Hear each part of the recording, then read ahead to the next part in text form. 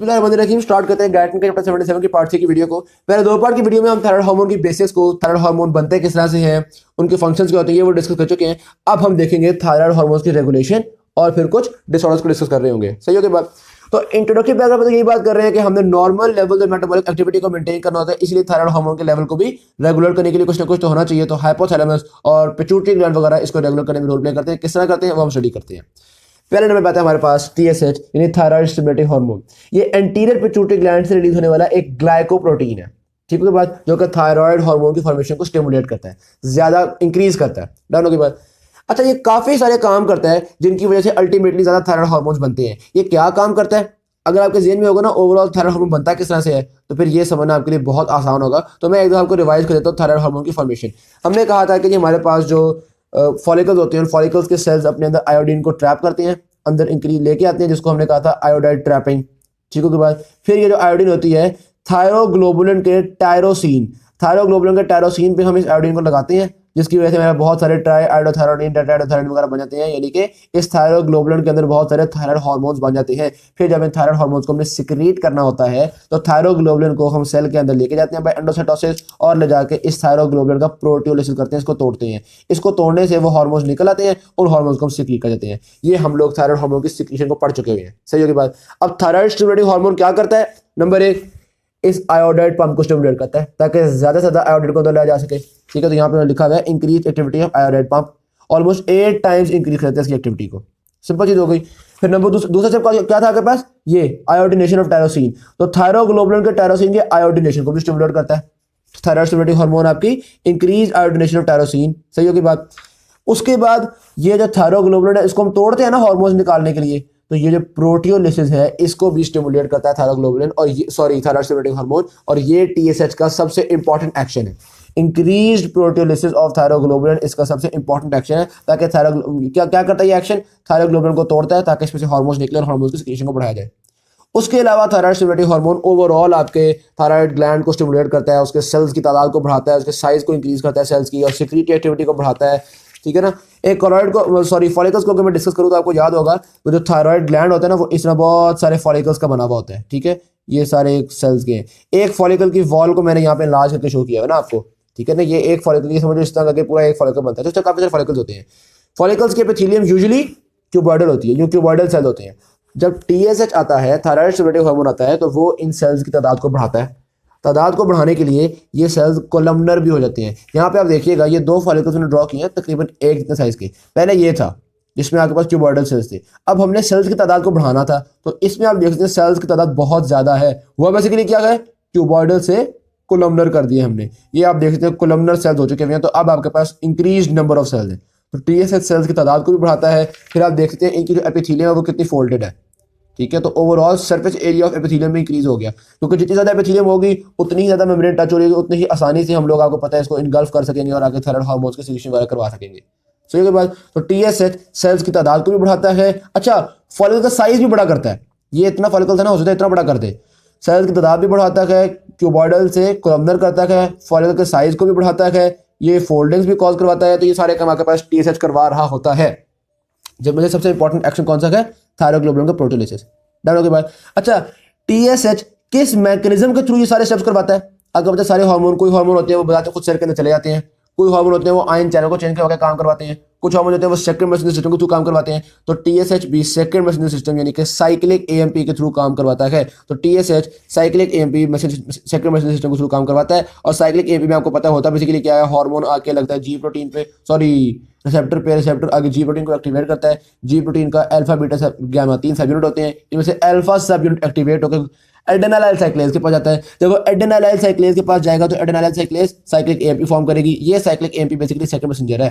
ठीक है, cyclic AMP जाके प्रोटीन काइनेज को एक्टिवेट करेगी। प्रोटीन काइनेज बहुत से एंजाइम्स को फॉस्फोराइलेट वगैरह कर देगा, बहुत सारे काम एक्शंस करेगा, और उसके एक्शंस की वजह से ये सारे नताइज आना शुरू हो जाएंगे जो अल्टीमेटली थायराइड हार्मोन की सिक्रीशन को इंक्रीज करेंगे। डन के बाद तो थायराइड हार्मोन ने कितना सिक्रीट करना है, इस चीज को रेगुलेट करना होता है TSH। आगे आता है थायराइड रिलीजिंग हार्मोन। ये थायराइड रिलीजिंग हार्मोन इस TSH का भी पे हुआ है। ठीक है, TSH थायराइड सिक्रीशन को रेगुलेट कर रहा था, ये थायराइड रिलीजिंग हार्मोन जो है या आप कह लो थायरोट्रोपिन रिलीजिंग हार्मोन, ये TSH को भी फर्दर रेगुलेट कर रहा होता है। तो ये आपके पास कहाँ से फॉर्म हो रहा होता है, हाइपोथैलेमस में मौजूद पैरावेंट्रिकुलर न्यूक्लियस इसको फॉर्म कर रहा होता है, और ये आपके पास हाइपोफिजियल पाथवे, वो जो हमने पोर्टल सिस्टम पढ़ा था उसके थ्रू जा रहा होता है। ये देखो हाइपोथैलेमस के समझ लो ये पैरावेंट्रिकुलर न्यूक्लियस है, तो हाइपोथैलेमस के पैरावेंट्रिकुलर न्यूक्लियस ने थायरोट्रोपिन रिलीजिंग हार्मोन फॉर्म किया। ये थायरोट्रोपिन रिलीजिंग हार्मोन इस हाइपोथैलेमिक हाइपोफिजियल पोर्टल सिस्टम के थ्रू एंटीरियर पिट्यूटरी के पास चला गया, और एंटीरियर पिट्यूटरी में जाके थायराइड स्टिमुलेटिंग हार्मोन की सिक्रीशन को स्टिमुलेट कर दिया। डन के बाद तो ये सारा सिस्टम ने देख लिया। अच्छा, थायराइड रिलीजिंग हार्मोन किस तरह से स्टिमुलेट करता है, जिस तरह हमने कहा था ना थायराइड स्टिमुलेटिंग हार्मोन कोई ना कोई मैकेनिज्म होकर काम करने का। थायराइड स्टिमुलेटिंग हार्मोन का मैकेनिज्म था साइक्लिक एएमपी के थ्रू काम करवाना। तो थायराइड रिलीजिंग हार्मोन इसके ऊपर कैसे इफेक्ट करता है, थायराइड रिलीजिंग हार्मोन का मैकेनिज्म है फॉस्फोलाइपेज सेकंड मैसेंजर सिस्टम के थ्रू, ठीक है, जिसमें सेकंड मैसेंजर फॉस्फोलाइपेज सी होता है, जो कि बहुत ज़्यादा आगे जाके एक्शन वगैरह कर रहा होता है। तो ओवरऑल हमने देखा कि टीएसएच एक ग्लाइकोप्रोटीन थी जो कि साइक्लिक एएमपी के थ्रू काम करवाती है, और टीआरएच यानी thyrotropin releasing hormone phospholipase second messenger system के थ्रू काम करवाती है। अच्छा, अगर मैं थायराइड रिलीजिंग हार्मोन की थोड़ा बहुत केमिकल स्ट्रक्चर को डिस्कस करूँ तो ये हमारे पास एक ट्राइपेप्टाइड अमाइड है। ट्राइपेप्टाइड का मतलब होता है 3 पेप्टाइड बॉन्ड्स। ये नाम से धोखा ना खाइएगा, लोग समझ लेते हैं इसमें 3 अमीनो एसिड्स होंगे। बेसिकली आप देखो 1 2 3 4, ठीक है, ये समझ लो 4 अमीनो एसिड्स जिनके जरिए मैंने पेप्टाइड बॉन्ड्स बना दिए। इसमें टोटल पेप्टाइड बॉन्ड्स कितने हैं, 1 पेप्टाइड बॉन्ड 2 3, इसमें 3 पेप्टाइड बॉन्ड है, तो हम इसको कहेंगे ट्राइपेप्टाइड। लेकिन इसमें अमीनो एसिड कितने हैं, 1 2 3 4, तो ट्राइपेप्टाइड में 4 अमीनो एसिड्स होते हैं, 3 पेप्टाइड बॉन्ड होते हैं, ठीक है। तो इसका अगर केमिकल नेम देखा जाए तो वो है पायरोग्लूटामाइल हिस्टिडाइल प्रोलीन अमाइड, ठीक है बात। तो ये हमने देख लिया कि केमिकली ये एक ट्राइपेप्टाइड होता है। टीएसएच एक ग्लाइकोप्रोटीन था, जबकि ये एक ट्राइपेप्टाइड है। तो ये हमने देखा थायराइड स्टिमुलेटिंग हार्मोन और थायरोट्रोपिन रिलीजिंग हार्मोन को, ये दोनों मिलकर ओवरऑल थायराइड सिक्रीशन को रेगुलेट कर रहे होते हैं। ऑलराइट जी। अच्छा, अब मुख्तलिफ चीज़ों के इफेक्ट्स देखते हैं इन दोनों हार्मोन्स पे। तो नंबर 1 आता है आपके पास कोल्ड, सर्दी। जाहिर बात है जब सर्दी लग रही होगी कोल्ड कंडीशन में हम चाहते हैं कि बॉडी ज़्यादा हीट करना शुरू कर दे, ज़्यादा मेटाबॉलिज्म करे ताकि थोड़ा इंसान गर्म हो सके। तो कोल्ड जो है वो आपके एंटीरियर पिट्यूटरी ग्लैंड को स्टिमुलेट करती है, थायरोट्रोपिन रिलीजिंग हार्मोन वाले को भी स्टिमुलेट करती है कि भाई ज़्यादा थायराइड को बनाओ। हमने देखा खास तौर पे जब हम रैट्स को सर्दी में रखते थे तो उनके अंदर ज़्यादा थायरोट्रोपिन रिलीजिंग हार्मोन और थायराइड रिलीजिंग हार्मोन बनता था, ठीक है। इसी तरह जो लोग आर्कटिक रीजन में ठंडे इलाकों में रहते हैं उनके अंदर थायराइड की सिक्रीशन ज़्यादा होती हैं, ठीक है। बात पहले हमने कोल्ड का इफेक्ट देख लिया। नंबर 2 पे आता है भूख का क्या इफेक्ट होता है, लेप्टिन का क्या इफेक्ट होता है। जब भी इंसान भूखा होता है यानी प्रोलॉन्ग्ड फास्टिंग होता है, तो प्रोलॉन्ग्ड फास्टिंग के दौरान reduced plasma levels of leptin होती है। लेप्टिन जो है वो डिक्रीज कर जाता है, ठीक है। हम बॉडी से कहते हैं कि यार खाना इस वक्त कम आ रहा है, तुम प्लीज़ बॉडी के जो मेटाबॉलिज्म है ना उसको थोड़ा स्लो कर लो, क्योंकि हो सकता है खाना काफ़ी देर बाद आए तो एनर्जी को इस वक्त हमें बचाना चाहिए, नेचुरल कॉमन सेंस की बात है। तो जब इंसान फास्टिंग कंडीशन में होता है, प्रोलॉन्ग फास्टिंग होती है, तो लेप्टिन कम हो जाता है, और लेप्टिन के कम होने की वजह से थायराइड सिक्रीशन वगैरह भी कम हो जाती है, ताकि basal metabolic rate of body कम कर लिया जाए। सही की बात। ये बाकी उन्होंने थोड़ा बहुत और आपको एक्सप्लेन किया है कि यहाँ पे आपके पास आर्क्यूएट न्यूक्लियस होते हैं हाइपोथैलेमस का, जो कि इस एनर्जी बैलेंस को रेगुलेट कर रहा होता है, और इसमें मुख्तलिफ चीज़ों का जो रोल है प्रोओपियम मेलानोकॉर्टिन का ये रोल किया है, ये इतने भी यहाँ पे इंपॉर्टेंट नहीं है। डन, हमने कोल्ड का इफेक्ट देख लिया, हमने फास्टिंग का इफेक्ट देख लिया। अब हम देखते हैं मुख्तलिफ इमोशनल रिएक्शन का क्या इफेक्ट होता है। कोई इंसान बहुत एक्साइटेड हो गया है, या किसी इंसान को बहुत एग्जाइटी है, बहुत नर्वस हुआ है, इन चीज़ों का क्या असर होंगे। तो जब वो नर्वस होता है ना, तो उसमें आपको पता है ऐसी कंडीशन में फ्लाइट और फाइट रिस्पॉन्स आ जाता है, सिंपैथेटिक नर्वस सिस्टम एक्टिवेट हो जाता है। ये सिंपैथेटिक नर्वस सिस्टम हमारे थायराइड स्टिमुलेटिंग हार्मोन को डिप्रेस करता है, डिक्रीज करता है, बॉडी के मेटाबॉलिज्म को कम करता है।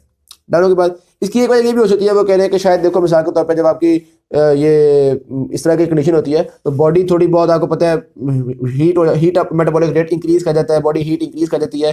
तो हो सकता है जिस तरह हमने कहा था कि कोल्ड थायराइड रिलीजिंग हार्मोन को स्टिमुलेट करेगा, तो हो सकता है इस हीट की वजह से थायराइड रिलीजिंग हार्मोन इनहिबिट हो रहा हो, ठीक है। लेकिन ओवरऑल हमें ये पता है कि जब इमोशनल बहुत ज़्यादा रिएक्शंस होते हैं तो उस कंडीशन में थोड़ा बहुत थायराइड सिक्रीशंस कम हो रही होती हैं। In short, cold thyroid secretion को इंक्रीज करता है, भूख थायराइड सिक्रीशन को डिक्रीज करती है, और इमोशनल रिएक्शंस थायराइड सिक्रीशन को डिक्रीज करते हैं। डाउन के बाद और फीडबैक इफेक्ट तो फिर होता ही होता है। फीडबैक इफेक्ट का क्या मतलब है, जब भी ब्लड के अंदर थायराइड हार्मोन ज़्यादा होगा तो वो आपके पिट्यूटरी ग्लैंड को भी जाके कहेगा कि यार थोड़ा थायराइड स्टिमुलेटिंग हार्मोन बनाओ, और वो जाके हाइपोथैलेमस से भी कहेगा कि यार थोड़ा थायरोट्रोपिन रिलीजिंग हार्मोन बनाओ, सही के बाद अच्छा इसमें एक बात ये भी है, लोग सोचते हैं कि यार ये जो थायरोट्रोपिन रिलीजिंग हार्मोन है ये टीएसएच का भी प्यो है, तो हो सकता है कि थायराइड हार्मोन जो है वो सिर्फ जाके टीआरएच से कहते हो, यानी थायरोट्रोपिन रिलीजिंग हार्मोन से कहते हो कि कम हो जाओ, ये नेचुरली कम हो जाता हो, लेकिन ऐसी बात नहीं है। माना कि ये प्यो का भी ये जो रिलीजिंग हार्मोन है ये स्टिमुलेटिव हार्मोन का भी प्यो होता है, लेकिन हमने देखा कि अगर रिलीजिंग हार्मोन का इफेक्ट निकाल भी दो तो भी थायराइड हार्मोन के बढ़ने से टीएसएच कम हो जाता है। यानी कि थायराइड हार्मोन जब बढ़ता है तो वो पेओ को भी गलत दिलाता है कि यार तुम भी काम हो जाओ, और इसको भी गलत दिलाता है कि यार तुम भी काम हो जाओ, प्लीज मेरी सिचुएशन को इस वक्त काम करने की जरूरत है। तो ये हमने कुछ ना कुछ इसके रेगुलेशन को देख लिया है। आगे चलते जाने वाली हमारे पास एंटी थायराइड सब्सटेंसेस, ये एक इंपॉर्टेंट है। एससीक्यू आ सकता है आपके पास 3 नंबर का, क्योंकि 3 तरह के मैकेनिज्म है जिससे हम थायराइड सिचुएशन को कम कर सकते हैं। कैसे कैसे कम कर सकते हैं? 2 तो हमारे पास सिंपली ही लिखे हुए उन्होंने, एंटी थायराइड ड्रग्स। कौन कौन से एंटी थायराइड ड्रग्स? नंबर 1 है आपके पास थायोसाइनेट आयंस, जो कि आयोडाइड ट्रैपिंग कम करते हैं। ठीक है, आपको याद होगा हमने कहा था कि थायराइड हार्मोन्स की फॉर्मेशन में एक स्टेप होता है आयोडाइड ट्रैपिंग।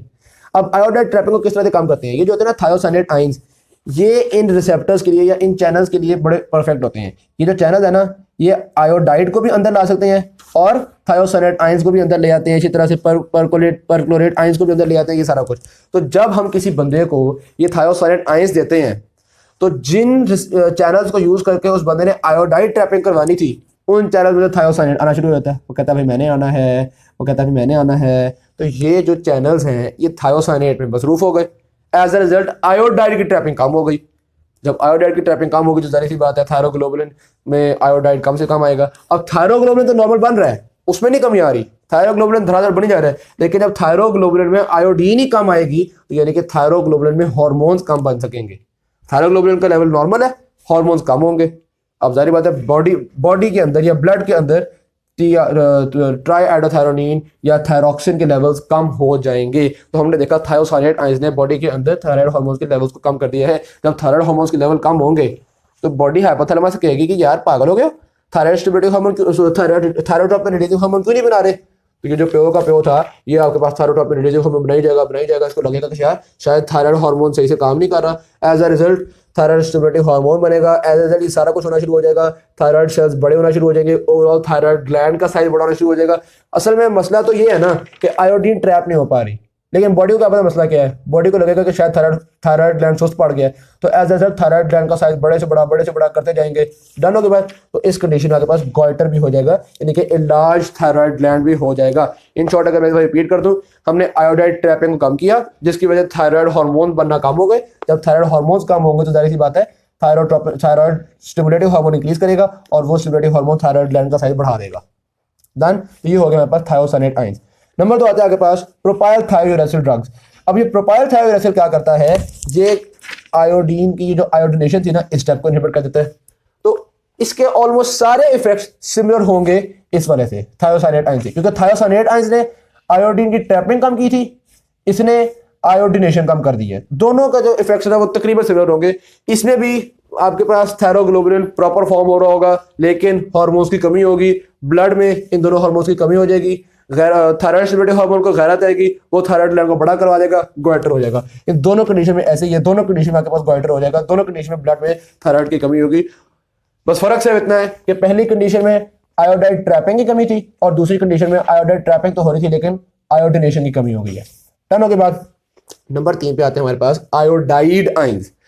अगर किसी इंसान के ब्लड में आयोडाइड आयंस ज्यादा हो, बहुत ज्यादा हो, तो ये आयोडाइड आयंस ना जाके वो जो क्या नाम है पिट्यूटरी ग्लैंड वगैरह है, हाइपोथैलेमस है, उनसे कहते हैं कि यार थायराइड स्टिमुलेटिंग हार्मोन को ना कम बनाओ। ठीक है, तो ये जो एक्सेसिव आयोडाइड आयंस है ये थायराइड स्टिमुलेटिंग हार्मोन की फॉर्मेशन कम कर देते हैं। एज अ रिजल्ट ये थायराइड ग्लैंड है ये इनहिबिट होता है। जाहिर बात है जब थायराइड स्टिमुलेटिंग हार्मोन कम होगा तो थायराइड ग्लैंड इनहिबिट हो जाएगा ना, तो आपके पास हार्मोन्स की फॉर्मेशन कम होना शुरू हो जाती है। कोलॉइड फॉलिकल ये सारा कुछ आपके पास थोड़ा सा कम होना शुरू हो जाता है।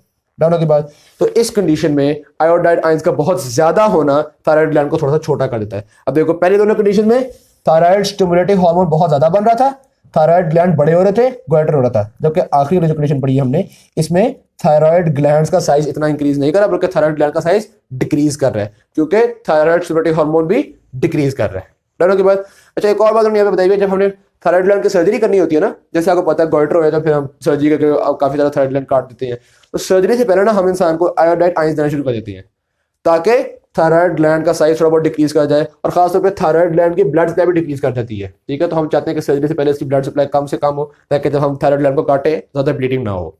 डन। तो ये हमने देखे 3 मैकेनिज्म थायराइड सिक्रीशन को इनहिबिट करने के लिए, कम करने के लिए, सप्रेस करने के लिए। ओके ओके बात। अब डिजीज में सबसे पहले आते हैं हमारे पास हाइपरथायराइडिज्म। शुरू के चलने लाने में तो यही कह रहे हैं कि इसके इफेक्ट्स के बारे में आपको आइडिया होगा, क्योंकि हम थायराइड हार्मोन के फंक्शन वगैरह पढ़ चुके हैं। तो सारी बातें हाइपरथायराइडिज्म में सारा कुछ इंक्रीज किया हुआ होगा, आपका मेटाबॉलिक रेट बढ़ जाएगा, हार्ट रेट बढ़ जाएगा, हार्ट स्ट्रेंथ बढ़ जाएगी, आर्टिकुलर प्रेशर बढ़ जाएगा, सारा कुछ इंक्रीज हो जाएगा। तो आपको एक फंडामेंटल सा आइडिया तो होगा। ठीक है बात। कॉजेज ऑफ हाइपरथायराइडिज्म में आए तो यूजुअली हाइपरथायराइडिज्म में थायराइड ग्लैंड का साइज बड़ा हुआ होता है, सेल्स की तादाद इंक्रीज की भी होती है, जिसको हाइपरप्लेजिया कहते हैं। ठीक है, इसी तरह जो मेम्ब्रेन की इनफोल्डिंग्स हैं, आपको याद होगा हमने डिस्कस किया था कि फॉलिकल सेल्स की मेम्ब्रेन में इनफोल्डिंग्स आ जाती हैं ताकि सिक्रीशन बढ़ सके, तो वो इनफोल्डिंग्स आई हुई होंगी, सिक्रीशन बहुत ज़्यादा हो जाती है। हमें radio active iodine Uptake study से पता चला कि सिक्रीशन 5 to 15 टाइम्स इंक्रीज कर जाती हैं। ठीक है, अच्छा ये radio active iodine Uptake studies क्या होता है? बेसिकली थायराइड ग्लैंड के फंक्शन वगैरह को स्टडी करने के लिए ना, हम ये रेडियो एक्टिव आयोडीन को यूज़ करते हैं, बॉडी में रेडियो एक्टिव आयोडीन इंजेक्ट करते हैं। और चूंकि आयोडीन का मेन काम थायराइड में होता है, आयोडीन की सबसे ज़्यादा रीअब्जॉर्प्शन थायराइड में ही हो रही होती है। ठीक है, तो इसलिए हम आयोडीन को ट्रेस करते रहते हैं कि यार आयोडीन कहाँ कहाँ जा रही है, कितनी आयोडीन थायराइड ग्लैंड में एब्जॉर्ब हुई है, कितनी आयोडीन थायराइड ग्लैंड से सिक्रीट हुई है, क्योंकि रेडियो एक्टिव आयोडीन इससे हमें पता चल जाता है। तो हम इस तरह से थायराइड हार्मोन के फंक्शन को, उसकी एब्जॉर्प्शन को, उसकी सिक्रीशन वगैरह को एनालाइज कर लेते हैं। डाउन के बाद अच्छा, फिर यहाँ पर उन्होंने कुछ कंडीशंस का बताया हुआ, टॉक्सिक गोइटर जिस तरह की होता है, बस उन्होंने नाम ही लिया है, बताया हुआ तो नहीं है। टॉक्सिक गोइटर में आपके थायराइड ग्लैंड का कुछ पोर्शन होता है जो कि बहुत ज़्यादा सिक्रीशन कर रहा होता है, फिर इसी तरह थायरोटॉक्सिकोसिस, ये सारे आपके हाइपरथायराइडिज्म के हैं। अलबत्ता ग्रेव्स डिजीज को उन्होंने थोड़ा बहुत एक्सप्लेन किया हुआ है यहाँ पे। ग्रेव्स डिजीज में होता क्या है, ये इंपॉर्टेंट है, ये याद रखिएगा। इसमें एंडोक्रोलॉजी में ना जितनी भी डिजीजेज नाम से हैं वो खासतौर पर ज़्यादा इंपॉर्टेंट होती हैं। जिस तरह मिसाल के तौर पे ग्रेव्स डिजीज हो गई, एक्रोमेगली हो गई, या कुशिंग सिंड्रोम हो गया, एडिसन डिजीज हो गई, इस तरह की जितनी चीज़ होती है ना वो आपको ज़्यादा इंपॉर्टेंट होती हैं। अच्छा, ग्रेव्स डिजीज में होता बेसिकली क्या है, ये एक ऑटो इम्यून डिजीज है जिसमें आपका immune system thyroid stimulating immunoglobulins बना देता है। ये जो थायराइड स्टिमुलेटिंग इम्यूनोग्लोबुलिन्स है ना, ये आपके थायराइड ग्लैंड को स्टिमुलेट करते हैं। होता बेसिकली क्या है, ये देखो, ये मिसाल के तौर पे आपके पास थायराइड ग्लैंड, इसके ऊपर ये रिसेप्टर्स लगे हुए हैं थायराइड स्टिमुलेटिंग हार्मोन के। नॉर्मल रूटीन में क्या होता था जी, पिट्यूटरी ग्लैंड से टीएसएच आता था और वो आके इन रिसेप्टर्स पे लगता था, थायराइड के सिक्रीशन को बढ़ा देता था, जितनी बढ़ाने की जरूरत होती थी उतना बढ़ा जाता था। लेकिन अब इम्यून सिस्टम ने बना दिया टीएसआई, यानी कि थायराइड स्टिमुलेटिंग इम्यूनोग्लोबुलिन्स। ये थायराइड स्टिमुलेटिंग इम्यूनोग्लोबुलिन्स भी आके इन रिसेप्टर्स को एक्टिवेट कर देते हैं। जो रिसेप्टर आमतौर पर थायराइड स्टिमुलेटिंग हार्मोन करता था ना, उन रिसेप्टर को ये भी एक्टिवेट कर देते हैं और थायराइड ग्लैंड के सिक्रीशन को बढ़ा छोड़ते हैं। थायराइड स्टिमुलेटिंग हार्मोन तो थोड़े टाइम के लिए बढ़ाता था, मिसाल के तौर पे आता था घंटे के लिए बढ़ा देता था, और ये काफ़ी लंबे अरसे के लिए बढ़ा छोड़ते हैं। ठीक है, तो ये आई जाते हैं और स्टिमुलेशन को इंक्रीज कर देते हैं, अल्टीमेटली आपके थायराइड ग्लैंड की सिक्रीशन बढ़ जाती हैं। सही है। अब इंसान सोचेगा यार ये बनते ही क्यों है इतने ज़्यादा, ये हो सकता है आपके इम्यून सिस्टम को बहुत ज़्यादा थायराइड एंटीजेंस को फेस करना पड़ा, या किसी भी वजह से ये थायराइड स्टिमुलेटिंग इम्यूनोग्लोबुलिन की तादाद इंक्रीज कर गई और एज अ रिजल्ट स्टिमुलेशन या सिक्रीशन आपके पास इंक्रीज कर गई। अच्छा, जब सिक्रीशन इंक्रीज करेगी तो क्या होगा, हमारे ब्लड के अंदर हार्मोन ज़्यादा हो जाएंगे, ये T3 T4 ये वाले हार्मोन इंक्रीज कर देंगे। ये हार्मोन जाएंगे पिट्यूटरी ग्लैंड के पास और जाकर कहेंगे यार हम बढ़ते जा रहे हैं, तुम क्यों इतना हार्मोन रिलीज कर रहे हो, तुम क्यों टीएसएच रिलीज कर रहे हो। पिट्यूटरी ग्लैंड कहेगा यार मैंने इतना टीएसएच रिलीज तो नहीं किया था, बता चलो खैर है मैं अपनी सिक्रीशन कम कर देता हूँ। तो टीएसएच बेचारा अपनी सिक्रीशन कम करता रहेगा, लेकिन उसके बावजूद भी सिक्रीशन ज़्यादा होगी। क्यों? क्योंकि असल काम तो ये कर रहा था। डन की बात। तो टीएसएच का लेवल जो है वो आपके ब्लड में बहुत थोड़ा हो जाएगा। टीएसएच कहेगा यार समझ नहीं आ रही, मैं तो इतना रिलीज नहीं हो रहा, आपके पता नहीं क्यों इतने हार्मोन बढ़ते जा रहे हैं। तो ये कुछ सूरत हाल होगी आपके पास। इसमें एक और कंडीशन डिस्कस की हुई है थायराइड एडेनोमा, नाम से जाहिर है इसमें कोई ट्यूमर वगैरह हुआ होगा, और ट्यूमर जिस जगह पे होगा वहाँ पे आके पता नहीं पता थायराइड की सिक्रीशन बहुत ज़्यादा हो जाएगी। अच्छा, यहाँ पे एक बात और बता रहे हैं कि जब एक जगह पे ट्यूमर हुआ होता है ना, तो बाकी नॉर्मल पोर्शन अपनी सिक्रीशन को कम कर देता है। इसका मैकेनिज्म का देखो, बड़ी सिंपल सी बात है। मिसाल के तौर पर ये आपके पास थायराइड ग्लैंड है, इसका एक ये पोर्शन है जिसमें आपके पास ट्यूमर हो गया। अब ट्यूमर वाला जो पोर्शन है ये अपनी सिक्रीशन को बहुत ज़्यादा कर देता है, इस पोर्शन में बहुत ज़्यादा हार्मोन्स बन रहे हैं। ठीक है, तो ब्लड के अंदर T3 T4 लेवल बढ़ गया, ये T3 T4 जाएंगे पिट्यूटरी ग्लैंड के पास और जाके टीएसएच का लेवल कम करेगा, टीएसएच का लेवल हो जाएगा कम। जो नॉर्मल थायराइड ग्लैंड था वो टीएसएच का लेवल कम होने की वजह से अपनी सिक्रीशन को कम कर देगा, क्योंकि नॉर्मल थायराइड ग्लैंड तो सिर्फ टीएसएच का ताबेदार है ना। ठीक है, तो जब एक पोर्शन जज्बाती हुआ होता है और ज़्यादा सिक्रीशन कर रहा होता है तो बाकी नॉर्मल पोर्शन अपनी सिक्रीशन को कम कर देता है। सिंपल होगी बात। अच्छा जी, तो इसमें भी आपके पास ब्लड के अंदर टीएसएच का लेवल कम हो जाएगा। ये जो चीज़ है ना टीएसएच का लेवल, ये जरा इंपॉर्टेंट है, इसको आप जहन में रखा करें। खासतौर पर जो स्टिमुलेटिव हार्मोन्स रिलीजिंग हार्मोन होते हैं ना, इनके लेवल्स को जहन में रखा करें। ये आपके पास क्लिनिकली बड़े इंपॉर्टेंट होती हैं, डायग्नोसिस के हिसाब से बड़े इंपॉर्टेंट होते हैं। थोड़ी सी कंसेप्चुअल चीज़ है लेकिन बड़ी इंटरेस्टिंग है। देखो बात असल में ये है, प्रॉब्लम जो है ना वो दो तरह के हो सकते हैं। मैं ब्रॉडली क्लासीफाई करूँ, वैसे तो बहुत तरह के हो सकते हैं, लेकिन ब्रॉडली देखा जाए ना तो या तो थायराइड ग्लैंड में कोई इशू आता है, जैसे कि हमने देखा ग्रेव्स डिजीज में directly thyroid hormone thyroid gland पे हम इफेक्ट कर रहे थे, एडेनोमा में डायरेक्टली थायराइड ग्लैंड पे असर हो रहा है जिसकी वजह से सिक्रीशन की हुई है। ठीक है, या फिर ये भी हो सकता है कि पिट्यूटरी के अंदर कोई मसला आया हुआ हो। थायराइड स्टिमुलेटिंग हार्मोन ही बहुत ज़्यादा बन रहा हो, ऐसा भी तो हो सकता है ना, ठीक है। तो डायग्नोस्टिक पॉइंट ऑफ व्यू से हम लोग देखते हैं बॉडी के अंदर हार्मोन्स तो बढ़े हुए हैं। अच्छा, अब देखो बॉडी के अंदर क्या टीएसएच भी बढ़ा हुआ है। अगर तो बॉडी में टीएसएच बढ़ा हुआ है तो हम कहते हैं प्रॉब्लम है पिट्यूटरी ग्लैंड के लेवल पे। और अगर बॉडी में टीएसएच कम हुआ हुआ है तो फिर हम कहते हैं यार मसला इसके साथ ही है, थायराइड ग्लैंड ही कुछ ना कुछ मसला कर रहा है, वो बेचारा तो अपनी तरफ से कम हुआ हुआ है, सिक्रीशन को कम करने की कोशिश कर रहा है, मसला यहाँ पे है, ठीक है। तो ब्लड में टीएसएच के लेवल से हमें आइडिया होता है कि मसला पिट्यूटरी ग्लैंड में है या मसला यहाँ पे आ रहा है। ओके होगी बात। अच्छा जी, ये हमने एडेनोमाइसिस आ गया था यहाँ पर सिम्टम्स ऑफ हाइपरथायराइडिज्म। अगर आपको फंक्शन याद होगा तो सिम्टम याद करना बहुत आसान काम है। जिस तरह आपको वो कहने इसमें एक्साइटेबिलिटी बहुत ज़्यादा होगी, हीट के लिए इंटॉलरेंस होगी क्योंकि आपको पता है थायराइड हार्मोन हीट फॉर्म करवाता है, इसी तरह स्वेटिंग इंक्रीज की हुई होगी, माइल्ड वेट लॉस होगा। आपको याद होगा फंक्शन में हमने पढ़ा था कि थायराइड हार्मोन जो होता है वो बॉडी वेट को कम करता है, डिक्रीज बॉडी वेट, तो इसलिए वो कहें वेट लॉस हो जाएगा। थायराइड हार्मोन गैस्ट्रोइंटेस्टाइनल मोटिलिटी को बढ़ाता है, ठीक है, तो इसलिए वो कहते हैं कि यहाँ पे डायरिया हो जाएगा। थायराइड हार्मोन जो है वो आपके पास सेंट्रल नर्वस सिस्टम के ऊपर भी एक्साइटेटिव इफेक्ट रखता है, तो वो कहना के पास एक डिसऑर्डर्स भी आ जाएंगे। थायराइड हार्मोन जो है वो मसल की भी एक्शन वगैरह करवा रहा होता है, तो वो कहते हैं मसल की फटीग हो जाएगी। इसी तरह थायराइड हार्मोन आपको याद होगा टायर्डनेस भी कॉज करवाता है, लेकिन सोने में फिर भी मुश्किल आ रही होती है, तो यही वो यहाँ पे कह लें कि इनएबिलिटी टू स्लीप और एक्सट्रीम फटीग। तो मतलब अगर आपको फंक्शन का पता होगा तो थायराइड के इसके सिम्टम्स बहुत आसान है, अलबत्ता एक इसका करेक्टरिस्टिक सिम्टम है और वो है एक्सोफ्थाल्मोस। बड़ा ये करेक्टरिस्टिक सिम्टम है आपके पास हाइपरथायराइडिज्म का या ग्रेव्स डिजीज का। इसमें क्या होता है, आंखें बाहर आ जाती हैं, ऐसा लगता है बंदा बहुत खौफनाक तरीके से घूर रहा है, ठीक है। Bulging out eyes, protrusion of the I balls, सही होगी बात। अच्छा, जब इतनी प्रोट्रूजन होती है तो जाहिर सी बात है यार बड़ा मसला बन सकता है।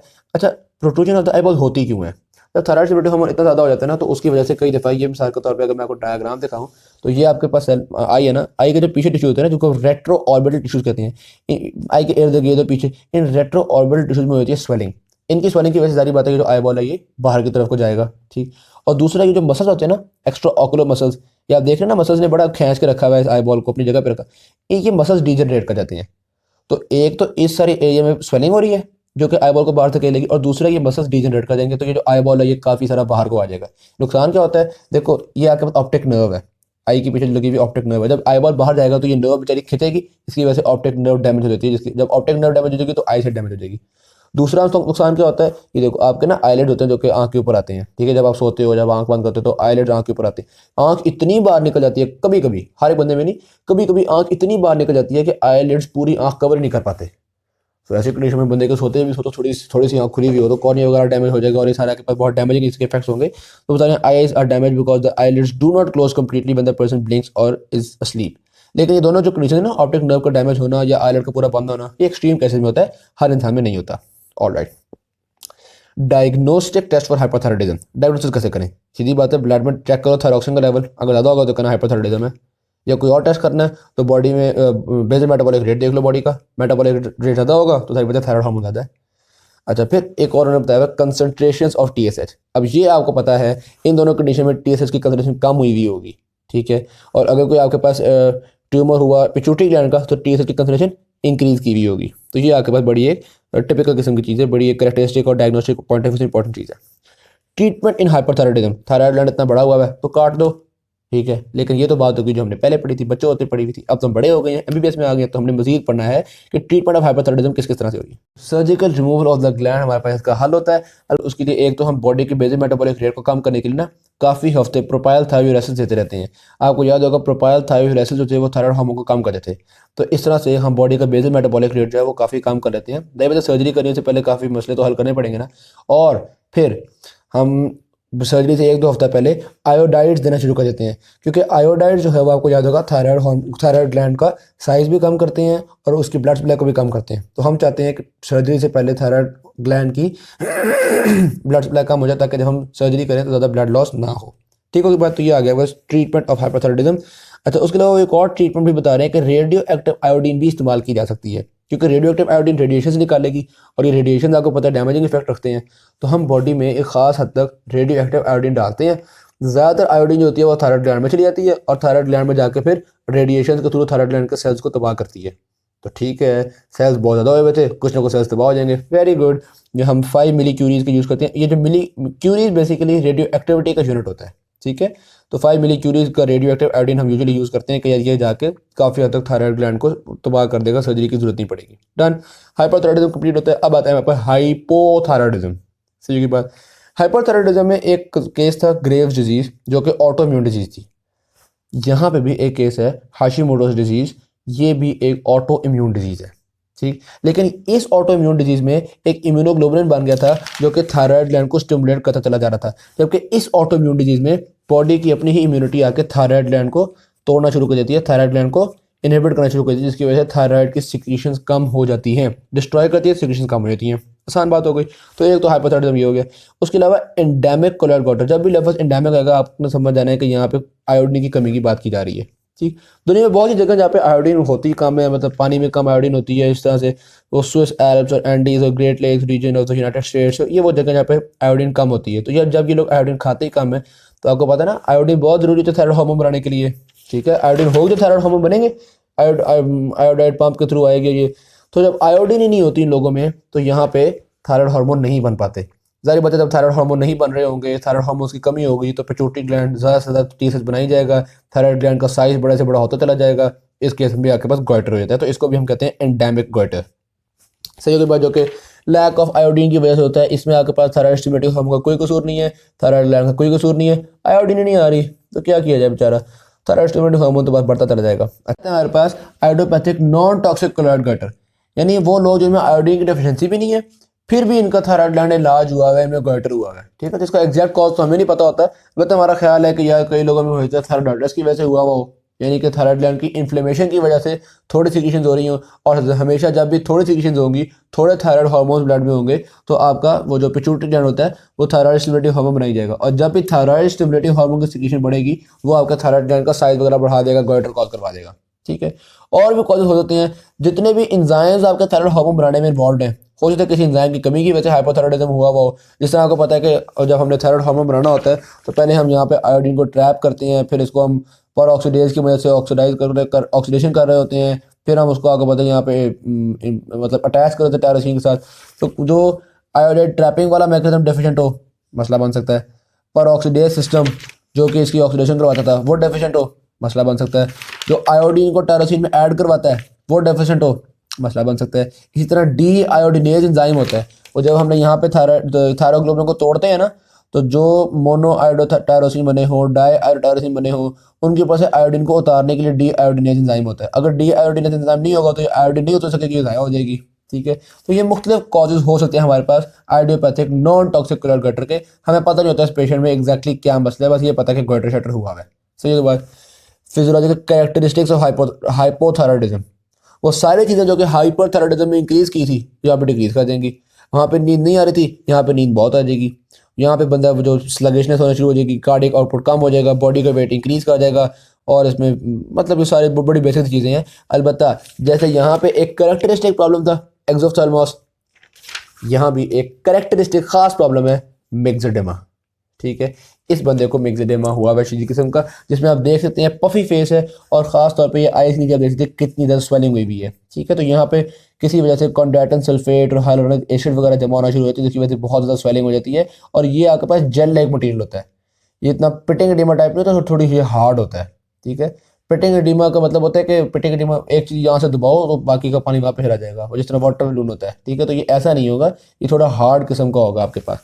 ये बात हो गई। फिर एथेरोस्क्लेरोसिस एंड हाइपोथायराइडिज्म, जब हाइपोथायराइडिज्म होगा तो आपको याद होगा थायराइड ग्लैंड के जो हमने थायराइड हार्मोन के फंक्शन जब हमने पढ़े थे, तो उसमें इसके फैट मेटाबॉलिज्म पे इफेक्ट्स हमने देखे थे, ठीक है। हमने कहा था ये जो कोलेस्ट्रॉल के कंसंट्रेशन को कम करता है, ठीक है। थायराइड हार्मोन्स कोलेस्ट्रॉल को कम कर देते, तो हाइपोथायराइडिज्म में कोलेस्ट्रॉल कम नहीं हो सकेगी, ना कोलेस्ट्रॉल सही से टूट पाती है, ना वो प्रॉपर्ली एक्सक्रीट हो पाती है। तो जब हमारे ब्लड में कोलेस्ट्रॉल बढ़ जाएगी, वो ब्लड वेसल्स को भी हार्डन करेगी, एथेरोस्क्लेरोसिस वगैरह कॉज कर सकती है। ओके बात। डायग्नोस्टिक टेस्ट क्या होंगे, वही वाले हैं, ब्लड में थायरॉक्सिन का लेवल देख लो, ब्लड में टीएसएच का लेवल देख लो, और बॉडी का बेसल मेटाबॉलिक रेट देख लो, आपको आइडिया हो जाएगा। देन ट्रीटमेंट क्या होगा इसमें, ट्रीटमेंट जाहिर बात है अगर थायराइड हार्मोन कम है तो थायराइड हार्मोन इंजेक्ट करना शुरू कर दो। इसमें मुश्किल वाली कौन सी बात है, तो थायराइड हार्मोन इंजेक्ट करोगे तो आमतौर पर मसले मसाइल आपके पास ठीक होना शुरू हो जाते हैं। आगे आता है हमारे पास क्रेटिनिज्म। क्रेटिनिज्म का मतलब है हाइपोथायराइडिज्म बच्चों में, क्योंकि बात अगर कंजेनिटल है, इनहेरिटेड है, तो उसको हम कहते हैं कंजेनिटल क्रेटिनिज्म, और अगर बच्चों में भी आयोडीन की डेफिशिएंसी की वजह से तो फिर उसको कहते हैं हम एंडेमिक क्रेटिनिज्म। सही होगी बात। अच्छा, जब बच्चा पैदा होता है ना, तो शुरू में तो आपको फील नहीं होता, शुरू में तो, क्योंकि बेसिकली बात यह है जब वो मतलब मदर के साथ एसोसिएटेड होता है प्रेगनेंसी के दौरान, तो उसको मदर से थायराइड हार्मोन्स मिल रहे होते हैं, ठीक है, तो उसके तो ज़्यादातर डेफिशिएंसीज कॉज नहीं हो रही थी। अलबत्ता बर्थ के बाद कुछ अर्से बाद फिर जाके हमें आइडिया होना शुरू होता है कि यार इसकी तो मूवमेंट्स बहुत स्लगिश हैं और ये तो प्रॉपर ग्रोथ नहीं हो रही, तो फिर हमें आइडिया होता है कि यार ये काम काफ़ी टेढ़ा है, ख़राब है। तो ऐसे केस में आपके पास बेबी की मेंटल ग्रोथ वगैरह प्रॉपर नहीं हो सकेगी। हाँ, अलबत्ता अगर आपने शुरू से ही वो इंजेक्ट करना शुरू कर दिया थायराइड हार्मोन, तो फिर काफ़ी हद तक चीज़ें जो है वो नॉर्मलाइज हो जाती हैं। सही। अच्छा, एक और चीज़ देखिएगा, अगर ये ना आप इंजेक्ट करो ना, तो स्केलेटल ग्रोथ खासतौर पे नहीं हो पाती, बोन्स वगैरह की ग्रोथ ज़्यादा नहीं हो पाती। ये टिश्यू हो गया, मसल हो गया, इन चीज़ों की ग्रोथ हो जाती है। तो ज़रा सोचो, स्केलेटन छोटा रह जाए, बाकी चीज़ें बड़ी होना शुरू हो जाए, तो वो क्या होगा, वो एक ज़रा मोटा सा बच्चा होगा, तो ओबीज, स्टॉकी, शॉर्ट अपीयरेंस, कद छोटा ही है लेकिन वो मोटा सा बच्चा है। ठीक है, तो इस तरह की चीज़ों के पास क्रेटिनिज्म में खासतौर पे एक चीज़ पर लिखी हुई है कि टंग इतनी बड़ी हो जाती है कि वो आपके ब्रीदिंग में, स्वॉल्विंग में इशू बनना शुरू हो जाता है। तो अगर उन्होंने क्रेटिनिज्म को क्लिनिकल देना हुआ ना आपको पॉइंट ऑफ व्यू से, तो वो यही देंगे कि वो आपको बता देंगे कि जी एक पेशेंट है जिसकी टंग जो है वो इतनी उसको डिस्टर्ब कर रही है कि उसको स्वॉल्विंग मसला आ रहा है, तो फौरन समझ रहे हैं क्रेटिनिज्म है। डर की बात। Thank you very much. Video अच्छी लगी शेयर कीजिएगा, चैनल को सब्सक्राइब कीजिएगा।